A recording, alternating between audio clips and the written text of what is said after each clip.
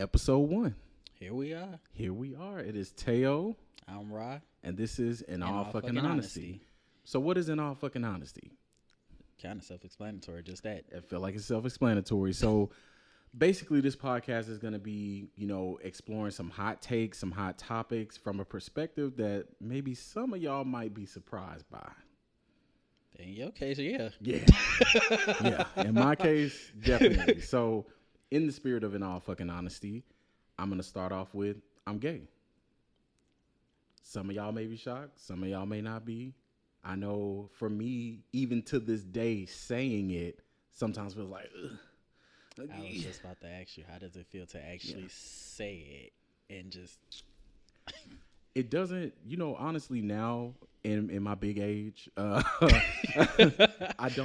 it doesn't really bother me as much as it used to. Like, because I felt like back in the day I was trying to understand it. You know what I mean? Like is this really what's going on? Like, what's happening with this? So it was definitely a journey to get to this point for sure. Yo, your TikTok ladies. So yeah, TikTok ladies. So yeah, we can be cool.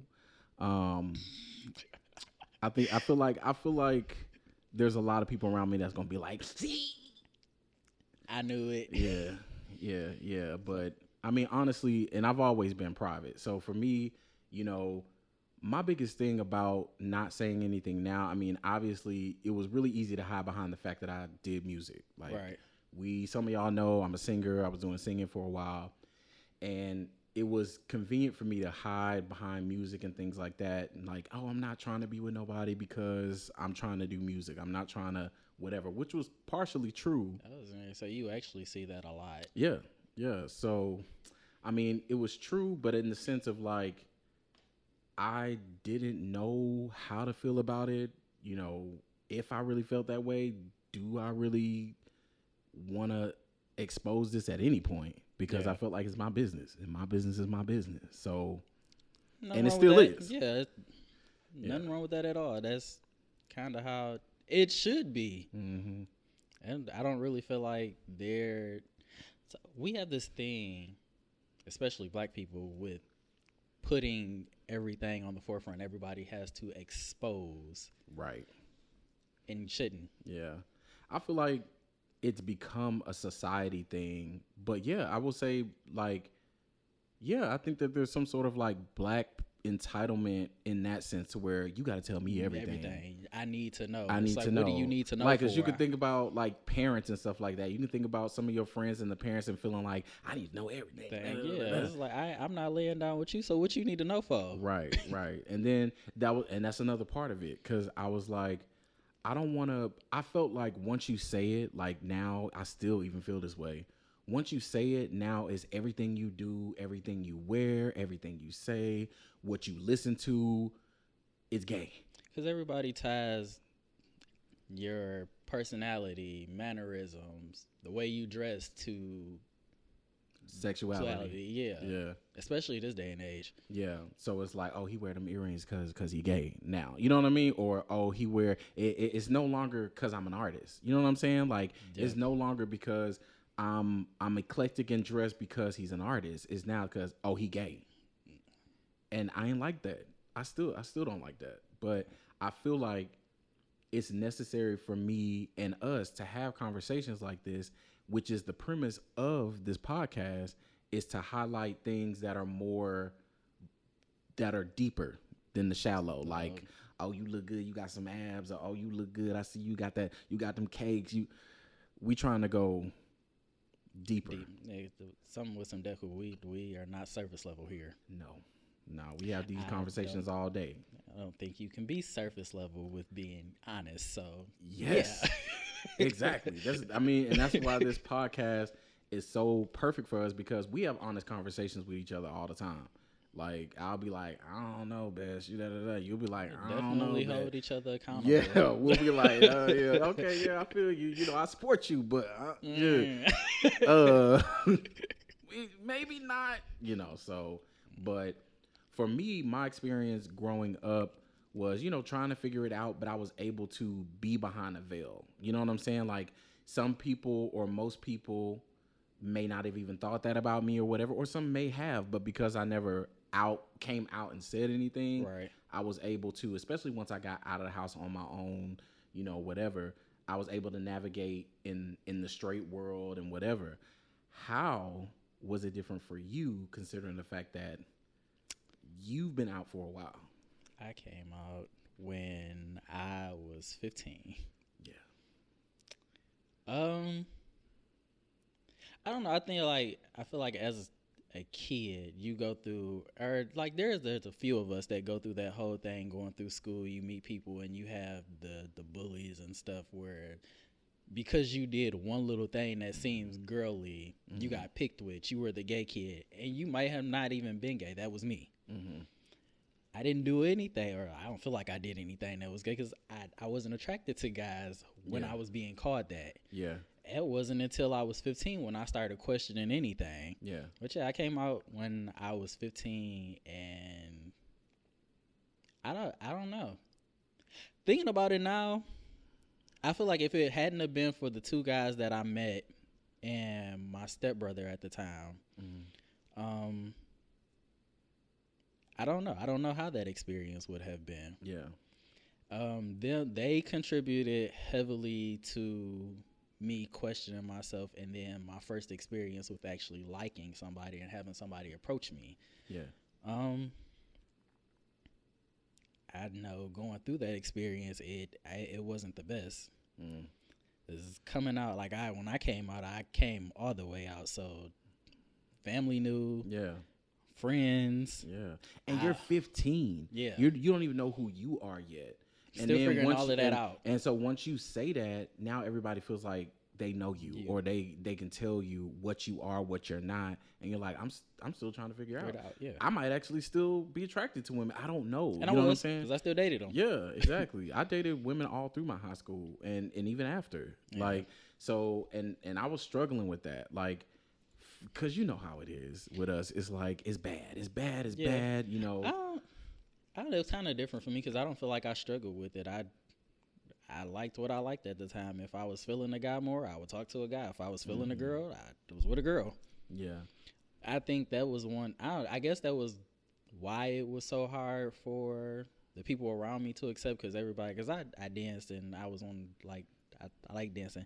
One of those boys who would go to parties and I was always dancing with girls. I had girlfriends and stuff. I used to have girls come over my house. That was something my mama was used to, accustomed to. And those girls some of them were friends, some of them girlfriends, but it was never like the gay best friend thing. So I guess that was why it was like hard for my mom to accept at the time. And not only that, it's just it wasn't something that black women, and still to this day, accept for their kids. Or just black people. Yeah, because it's even harder. And I mean, in your case though, your dad took it better than your mom. Yeah, my dad definitely took it better than my mom did. My dad's only thing was who touched you, which is most black parents, black dads thing. Who touched you? Yeah. Who did this to you? Yeah. Once he figured, well, I can't even say that because I was. That's a story for a whole nother day. That's a different episode. Sticking to this. Like my dad did. My dad took it better, way better than my mom did. Because me and my mom, I became a 15-year-old runaway because of this. Yeah. And see, that's another part of it. So with my brother going to jail as young as I was, I felt like I had to be perfect in every way. And this was not perfection in my head at the time. It wasn't perfection for nobody who chooses to be gay, exactly. knowing that you get excluded. Exactly. And this is why I feel like gay is not the choice. The acting on it is the choice. There's a lot of gay men out here married to women. And that's real. I feel like it's kind of innately in you. Yeah, you know what I'm saying? But that was my thing for me, was I was dealing with a lot of stuff, or I did a lot of growing up internally that my family wasn't a part of. So I always came off very mature and whatever. I just had this innate ability to understand. I kind of feel like there's a lot of black kids though, especially kids that grew up in the 90s. Yeah, and kids that grew up and didn't have a lot because you were forced. Into older roles because you at the house by yourself. Your parents might, you know what I'm saying? Like watch your little brother. Are basically your kids, but I'm 12. Yeah, like you. So yeah, and that's a whole other conversation. Like you know how we do. We uncover shit. But yeah, for me it was I had to be perfect. I had to make straight A's and B's. I had to do that, never get in trouble. That's why it took me so long. I ain't had my first drink till well into my 20s. Ooh, child. I never smoked. never smoked. So like but my dad was a cop, so that's that. Them be the ones that start the youngest. Yeah. Because I know a lot of them cop kids. They like preachers' kids. They be on. Yeah, they all fall in the same realm. Yeah, but I took it upon myself, being like 11, 12, to be like I have to be perfect, and that's a lot to put on a kid. So to put on yourself, to put on myself, and I still do that. So like, it took me that long or this long to say something because of that, and then the privacy thing and whatever. It's a lot of excuses, honestly, that I came up with to keep it. But I feel like there's a lot of guys out there, or just anyone on the spectrum of LGBTQIA, that had the same kind of path that I did, in the sense of like me now finally saying it and being like, okay, you know, I'm gonna accept this. I'm gonna be like, all right, and maybe use my knowledge that I have or wisdom or whatever to try to help guide someone else into a path. That has the same situation as you. Yeah. Because I wouldn't necessarily even put you in the category of being DL. You just there's a level of discretion to you. Mm-hmm. Because I'm not. Like I'll be sorry, Mom. But I'll be out in public kissing. Okay? I don't give a damn now. I don't give a damn now. I did used to. Like, you know, back in the day, early 2000s, all that stuff, or like whatever, you couldn't even go to the movies with your homeboys and y'all sitting seats apart from each other. You know what I'm saying? Like, at least we were. Wait, I was gonna say, because I had to do that. My friends out here in Texas now is really different from Texas growing up in the 90s, 2000, whatever, because we go to the movies and there's spaces between everybody. It's 6 of us. We taking up a whole goddamn row because we sitting with spaces in between us because we just worried somebody. And I'm like, I always thought like, damn, you know, why y'all worried about that? That's crazy to me. I had to worry about that part of it. Yeah, so that just is so much. It's so much to unpack with that. Yeah. And I just felt like, you know what, now I need to, you know, talk about this because I feel like I have a way of connecting and articulating things that people understand. We have very deep conversations that are necessary that I feel like people need to hear, and that's why we started In All Fucking Honesty. Yeah. I briefly talked about, you know, you growing up. What were some of the challenges that you faced, you know, outside of like being so young and trying to figure things out?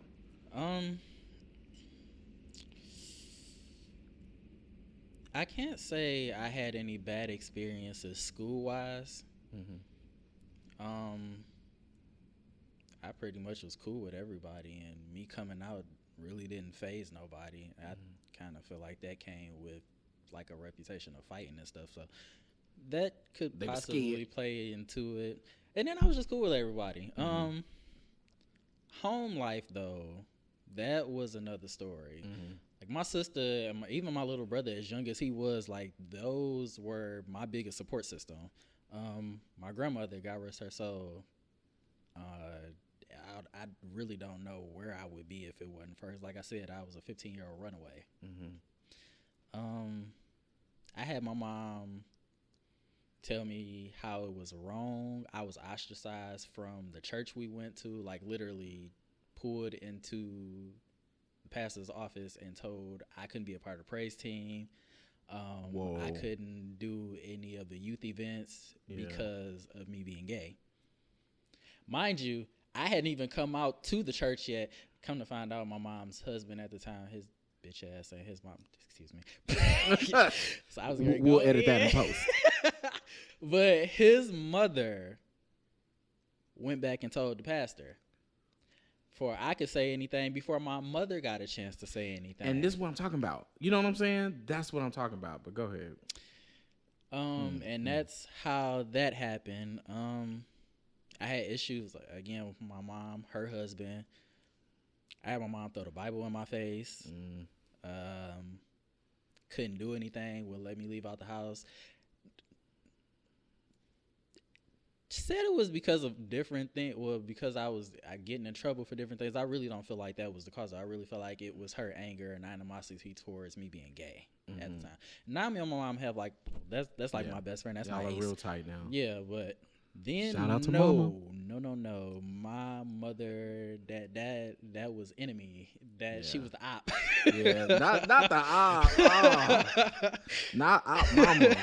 Dang. She was. That was the op. Like it was one of those things where I ran away. We were staying in Kentucky at the time. I got all the way back to Michigan and ended up taking my sister with me. I spent my Christmas money to get away from my mother. Like we woke up one morning, and was on a bus. I guess that I'm not sure. Should I go into that story of how my gay mother comes into play? I mean, you can. I mean, that was your story. So this goes back. The whole reason I even know my gay mother is because of the two friends that I mentioned previously. With one of those two friends. So the two friends, they're cousins. I got really, really close with one of the cousins because they moved to Kentucky as well. So I hung out with them a lot, and we used to sneak out of his house and like parlay through the apartment. There was a bunch of gay people there that stayed there, and that was how I met my gay mother. I told him what was going on with how me and my mom were getting into it about me coming out and everything, and he was how I got my ticket to go back to Michigan or go back home to my grandmother's. My mom ended up coming to get me and my sister because my sister was with me a week later, and our relationship didn't get better at all. There was no understanding from either of us. I mean, at the time, I don't feel like there was really much for me to try to understand. I'm still a kid, so I'm still processing everything that's going on. But as my mother,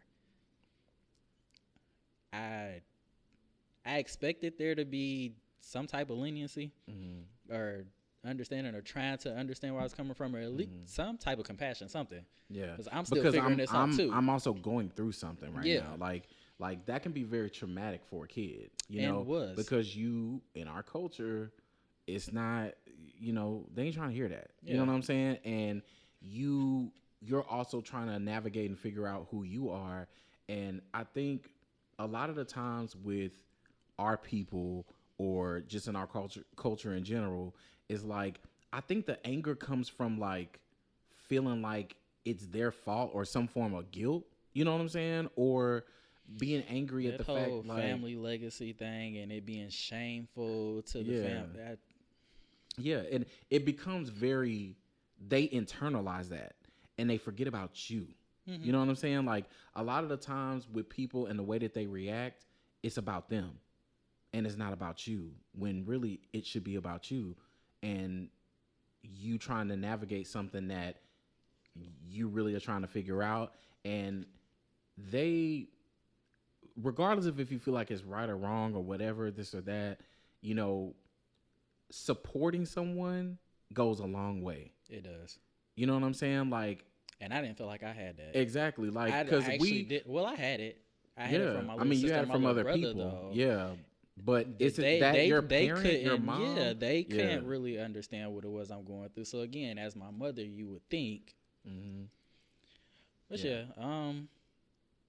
like I was saying, she came and got me and my sister a week later from Michigan, drove back to Kentucky. And it was around my birthday. I had turned 16 at the time. I wasn't even there a whole month from her coming back from her coming to get us from Michigan before she was like, if you want to leave, you can leave. And I pulled myself out of school and went back to Michigan. That's crazy. Like, and to hear your story is completely opposite. Like for me, I probably would have never ran away. Like, because I had that perfection thing. You know what I'm saying? Like I had that perfection thing, and my brother My brother I got don't know. into I some guess shit. I kind of was always a rebel. So I won't say that it wasn't in the scope of my Yeah. being. As a kid, though, I really didn't understand the whole concept of running away. I just know I didn't feel any type of comfort or safety being in there because I didn't feel accepted, and I really didn't know what that was at the time either. I just know this ain't for me, so I need to go. That was one of my fears, though. Like, why it took so long. First of all, I had to figure it out. So I at least got the grace of figuring it out for real for myself. Yeah. You know what I'm saying? But it just goes along the path of everything else. I figured out a lot of stuff and grew up internally on my own.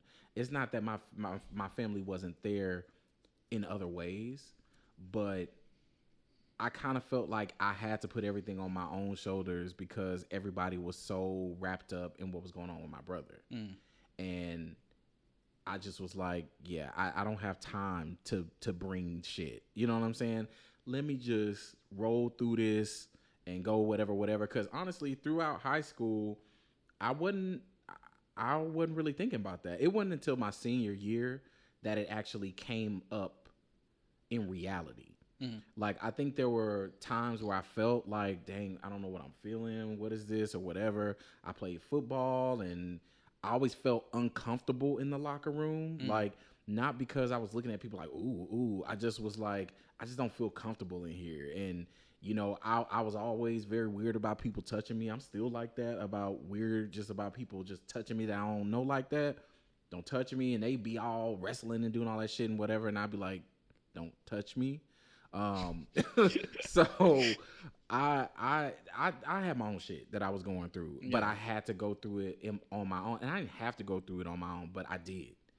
So my biggest fear was, if I say this, there's no going back, and I'm not sure if I really feel like this, so I'm gonna figure it out first. I never thought about that, and even thinking about it now, I didn't think about that. It was just It's kind of was one of those things where, I was one of those kids where you kind of was like, you was just forced into it. Even still trying to figure it out. This was what was put on me. So yeah, and I feel like it's a double standard for guys, because like, if I say I kissed a dude, I'm gay forever. But a girl can be in college and be like, just experimenting. She was experimenting. She just had a moment. She just had like a little lesbian moment. That's it. And you're like, bitch, okay. What? Yeah, so there is definitely a double standard, you know. So I knew very early on, like, if I say this, there's no going back. And once I say it, it becomes everything about me in my mind. I had no thought of that. But then again, we were in two different spaces, two different ages at the time too, where you were thinking about this, because I was 15. Yeah, I'll tell you, at 15, nah. 15, I was worried about school. I graduated at 16. I graduated just turning 16 because my birthday's in September. And back then, you remember, I feel like school for me didn't used to start until after my birthday at one point in September. Yep. And like the very end of August. And I was young in my grade. I was the youngest. I was 15 as a senior and then turned 16 and graduated. So, you know, while my friends are experimenting, going through stuff and whatever, I'm not doing anything as far as any sort of gay stuff or whatever. Like that didn't start until I got away from the house. You know what I'm saying? Like, I met someone in high school, like towards the end of my senior year, but I didn't start like. You mean like physical? Yeah, physical. Yeah, I can't say that. Yeah. We ain't gonna discuss underage behavior. But it was with no. No. Zip it up. So yeah. But yeah, that was that. So now, like, with this being now, you know what I'm saying? I haven't actually told my mom face to face. So I'm kind of nervous about. Yeah, you only have the one cousin, and this is so. To reel this in, we've been planning this podcast for a while, and a bit of the hold up was because my best friend's situation, was given it time. And he made progress because he told one person, I didn't think he was going to get there, if I'm being honest. I really didn't. No, I thought this podcast was going to be on hold forever because I'm like, he's just not going to get there. No. And I'm not pushing it. I felt like it was more possible that I was going to do this before saying that. Because then I'll just be like, okay, you saw it. Here it is, yeah. Yeah, you know what I'm saying? Like, you saw it or whatever. I hope that y'all don't take this personally and make it, because it's really not. Yeah, y'all have to look at it from the other side. Like, it's not easy. Yeah, it's not easy at all. And even not. explaining, like, me coming out as young as I was, having to go through that. People deal with that in their adulthoods. And it's even worse then. Yeah, because you're already set in some sort of ways. And everybody has this look about you, and they feel lied to, but you weren't lied to. I just couldn't be myself because all these, like, the stigma. Yeah. And that was the thing, is like, I never felt like I wasn't being myself. You know what I'm saying? Like, because I'm the same me no matter what. Regardless, yeah. I'm I don't feel like, oh, I'm hiding this secret life or whatever. The only thing that I kept private, which I've always done, is who I'm dating, who I'm talking to, whatever. But I did always have this image in my mind, like, if I were to tell my family, it would be because I was in something that I felt was real. And something like, tangible. Yeah, and be like, and this is what I'm doing this for. This is my person, whatever.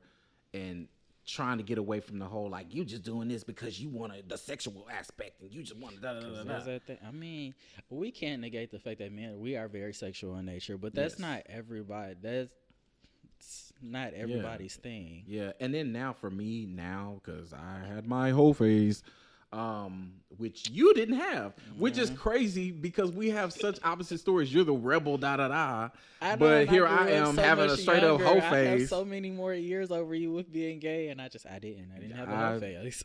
I was a whole, like Medea said.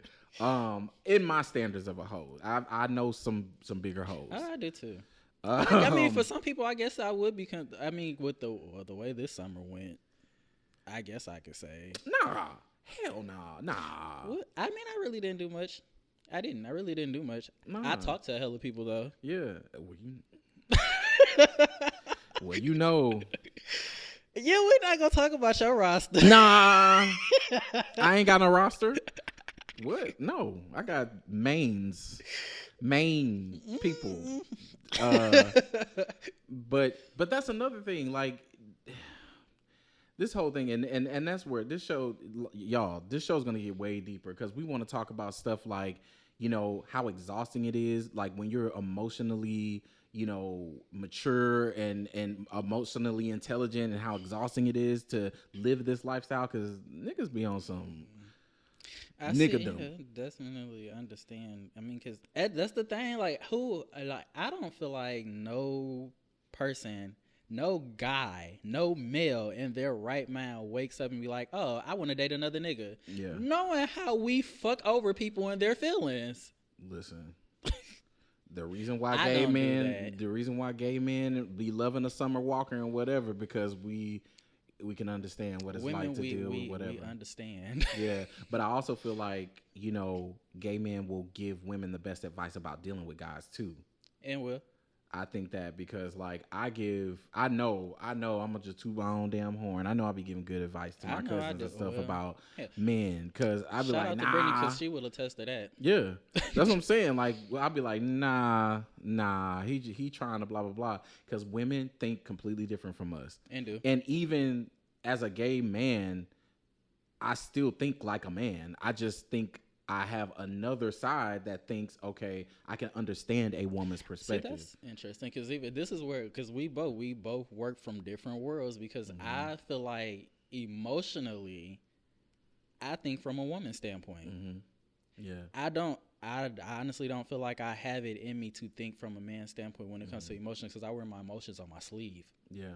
I can't hide it. But I feel like men do that too. And I feel like, and there's a mask there. Yeah, I feel like the beautiful thing about now and these podcasts and doing all this stuff is that it's so visible to have these conversations that, while we are two gay men, I want people to understand, like, these emotions are real and they just transcend sexuality. Yeah. So I'm hoping that some straight people can listen to the podcast and be like, I identify with that, because I don't want this to just be. That's because none of this is just it. You don't. That's the thing. Putting a label. We don't have to put labels on everything. The situations just can be relatable. Yeah, it's just relatable, and a lot of people will ignore being relatable because they don't want. Oh, I don't want to identify as gay. You don't have to. Yeah. You're just relating to the situation. You're identifying with the situation because it's something you may have gone through. Yeah, but I will say, like, the only thing I'm not really worried about, but I know it's gonna change just because it's gonna change. But like my relationship with a lot of my friends, like my music friends, I know that most people in my life, I do feel like are not gonna be on no like I don't want to fuck with you type shit anymore, because they also know. Do you feel like you gonna get that's like, oh, I've been new, or I was just waiting? Oh, I'm gonna hear. Come on, I'm gonna hear that. I was just waiting on you to say something because we don't never see you with no girl, other than like girls that are your friends. But I just don't want. I don't want them to be like, they can't do this or they can't do that because of me or whatever. Yeah. I know it's going to change in situations like, I hang with my cousins. They are very close to me. They are my family. I know that they'll. Are the most family-oriented friend I have. Every Saturday, I stays with my family every Saturday, all the time. If I ever had a day off Saturday, I still wouldn't be able to catch you because I'd be like, well, I'm gonna go with my cousin first, and then you more likely to catch me in the evening. If you ain't got a date, if I ain't got a date, because I got this stupid schedule. And God, dang, don't even get me started on that. But yeah. So that, my relationship with my mom, I don't think is going to change either. Or, it might grow into something even more beautiful. You know what I'm saying? But I really don't. What stopped me this time was not feeling like my family would shun me. You know what I'm saying? I feel like even my dad, my stepsister, my stepbrother, whatever, I don't feel like they'll be like, we don't want to talk to you. I never felt like that. So if it does turn out to be that, y'all know good and well. Okay, because I can cut some people off, and I don't play that. Yeah. But I would hate to lose those people because those are all important people in my life. I mean, because nobody ever goes into this with coming out and trying to live authentically and live outwardly and want to lose anyone. Yeah. So that's my main thing, and hopefully, by the time this comes out, I will have had these conversations. But knowing me, I probably am going to shy away from it until they actually see it and approach me. Yeah. In tail fashion. Yeah. Oh, you saw it? Oh, okay. Well, how'd you feel? We can talk now. Because I just have a problem exposing personal shit. Like, it's just me. I just like, there's nothing wrong with that because, again, discretion, people's business, it has nothing to do with you. Yeah. So, yeah. So, but for the sake of this podcast, yeah, Fran. Oh, we're gonna be talking now. So yeah. So what y'all can expect from In All Fucking Honesty is we're gonna talk about sexual roles. We're gonna talk about our past relationships.